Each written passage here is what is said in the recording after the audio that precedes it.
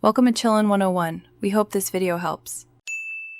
In this video, I will show how to use the Relume library in Webflow. Open your Webflow project and prepare a page where you want to add components. Start by visiting Relume, choosing a component, and copying the HTML and styles.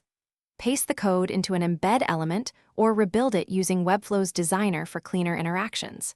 Test responsiveness, adjust styles, and reuse symbols to speed future builds. This approach keeps your site consistent and flexible. To install Relume components into Webflow, you first download the kit or copy component code. Ensure you have the Webflow designer open and back up your project before changing structure. Use the embed element for copied HTML or recreate the structure with divs and classes for native control. Import fonts and global styles if provided to match the original component appearance. Finally, organize components into symbols or collections for easy reuse across pages. If you are finding this video helpful, please subscribe and like to support more Webflow tutorials.